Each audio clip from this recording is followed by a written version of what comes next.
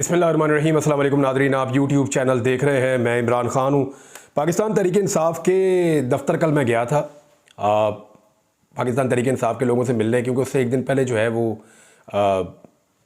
एक तो रऊफ़ हसन साहब का वाक़या हुआ था हाल ही में, और उनको भी मिलना था। फिर मेरी कुछ मुलाकातें थी, कुछ इन्फॉर्मेशन कलेक्ट करनी थी, उसलिए भी मैं गया था। और दूसरा, जब एक रेड हुआ था यूएन का, वहाँ पे मिशन मौजूद था, तो मैं सारी सिचुएशन देखना चाहता था।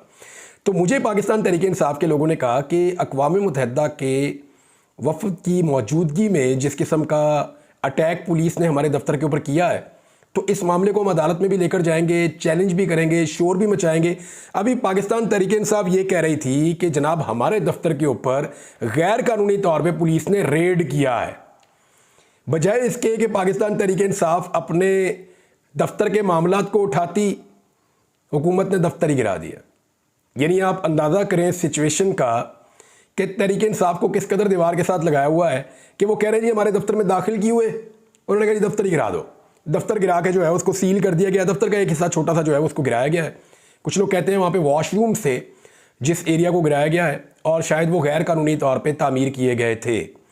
अब ये मामला भी जो पाकिस्तान तहरीक इंसाफ के वकला से मेरी बात हुई है, उनके बकौल ये बड़ी अजीब चीज़ हुई है, और वो ये कह रहे हैं हम कोर्ट में चैलेंज करेंगे और अपने डैमेजेस भी क्लेम करेंगे, अपना दफ्तर भी हम एक आधे दिन में डी सील करवा लेंगे, दफ्तर खुल भी जाएगा, डैमेजेस भी जो हैं वो हमें मिलेंगे, और हम इनके खिलाफ कानूनी कार्रवाई भी करेंगे। तो मैंने पाकिस्तान तहरीक इंसाफ के जो लॉयर थे उनसे पूछा कि ये कैसे मुमकिन होगा। तो उन्होंने कहा जी कि हमें 4 नोटिस ज़रूर, जो गवर्नमेंट कह रही है कि 4 नोटिस भेजे हैं, तो वो भेजे तो हैं, लेकिन वो नोटिस भेजे हैं सरताज अली साहब को। ये सरताज साहब जो हैं ये 4 साल पहले इस प्रॉपर्टी के मालिक थे। 4 साल पहले उन्होंने ये प्रॉपर्टी पाकिस्तान तहरीक इंसाफ को सेल कर दी थी। अब इसकी मलकियत जो है वो पाकिस्तान तहरीक इंसाफ के पास है।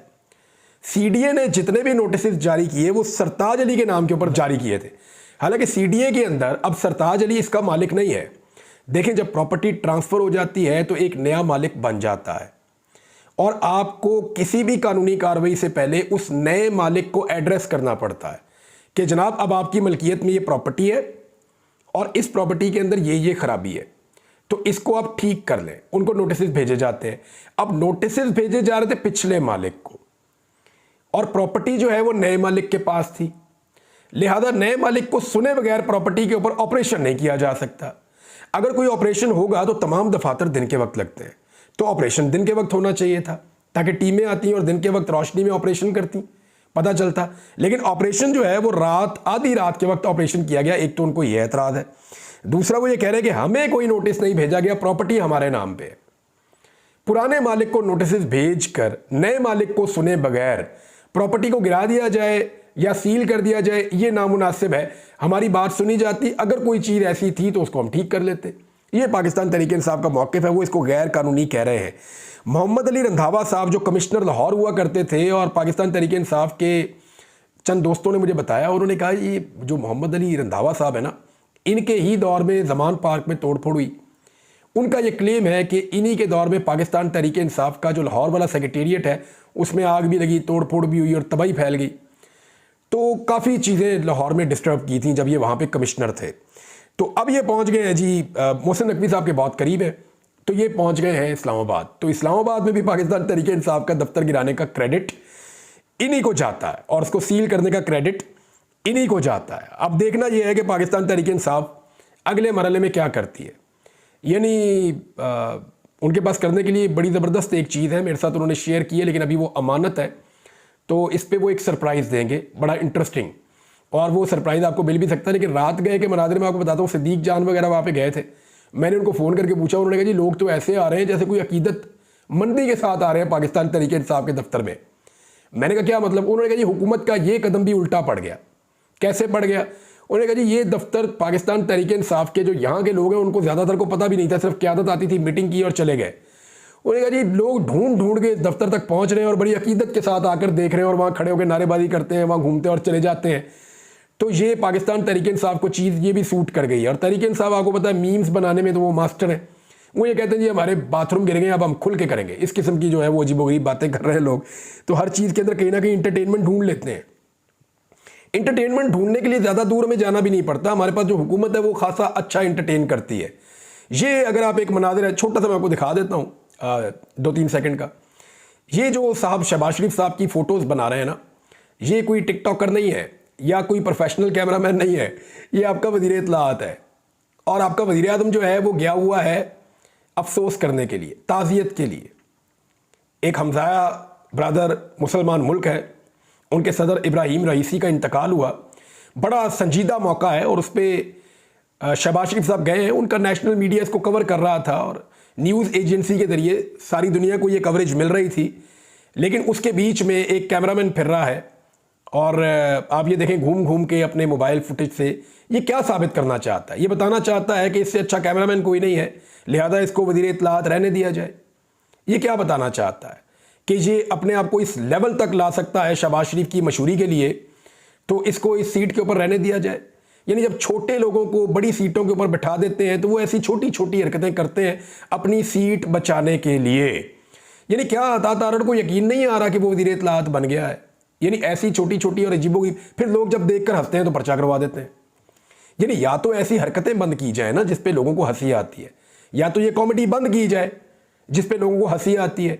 और अगर अब आपने कॉमेडी करनी है तो फिर लोगों को अलाउ करें कि जहाँ पे आप बैठे हो लोग आपको देख के मुस्कुराएं, आपको देखकर हंसें और इन्जॉय करें। फिर आप उनके ऊपर मुकदमा दर्ज ना करें। अब लोग आपको देखकर हंसते हैं तो आप फौरी तौर पे पर्चा दर्ज करवाने के लिए पुलिस के पास चले जाते हैं कि जनाब इन पे पर्चा दें, मुझे देख के हंस रहे थे। वो किसी और बात पे हंस रहे होते हैं, आपको पता नहीं किस बात का एहसास है, कमतरी आपको लगता है मुझे देख के हंस रहे हैं। लेकिन ये अच्छा कॉमेडी सर्कस चल रहा है और आपके वज़ीर इत्तलाआत जो है वो एक नया लेवल मुतारिफ करवा रहे हैं वज़ीर इत्तलाआत का। दुनिया का मैंने ऐसा नहीं देखा कि वज़ीर इत्तलाआत नस नस के जो है वो आगे पीछे घूम घूम के अपने मोबाइल से फुटेजेस बना रहा हो। यानी क्या चाहता है, उसको क्या लगता है कि पाकिस्तान का वज़ीर आज़म जाएगा तो कोई फुटेज नहीं बनाएगा, वहाँ पे कोई ऑफिशियल कैमरामैन नहीं होगा। बहुत ही अजीब हरकतें हैं जो हो रही हैं और बहुत मायूस कुन है, लेकिन कॉमेडी है, अच्छी खासी कॉमेडी लगी हुई है। तीसरी और एक बड़ी अहम खबर ये है, और ये बड़ी संजीदा खबर है, 50 साल का रिकॉर्ड तोड़ दिया शहबाज शरीफ ने। वो कह रहा है कशकोल तोड़ दिया, खबर कह रही है रिकॉर्ड तोड़ दिया। शहबाज शरीफ ने कशकोल नहीं तोड़ा, शहबाज शरीफ ने 50 साल पुराना रिकॉर्ड तोड़ दिया है कि सरमायाकारी पाकिस्तान में इतनी कम कभी नहीं हुई थी जितनी अब हुई है। और सिर्फ अपनी बेइज्जती नहीं करवा रहे, पाकिस्तान के इदारों की आला शख्सियात की भी बेइज्जती करवा रहे हैं। कैसे करवा रहे हैं अभी बताता हूं मैं आपको। सरमायाकारी का हदफ जो है वो पहले ही कम था, 15.1% मुकर्रर किया गया था, लेकिन ये 13.1% रही है। सरमायाकारी जो कम हुई है उसने हुकूमत के कर्जों के ऊपर इन्हिसार में इजाफा कर दिया, ये खबर कह रही है। अब मैं आपको एक इदारे के बारे में बताता हूं। इदारे का नाम है SIFC, इदारे का नाम है SIFC। ये जो इदारा है इसका जो नाम बनता है वो है स्पेशल इन्वेस्टमेंट फैसिलिटेशन काउंसिल।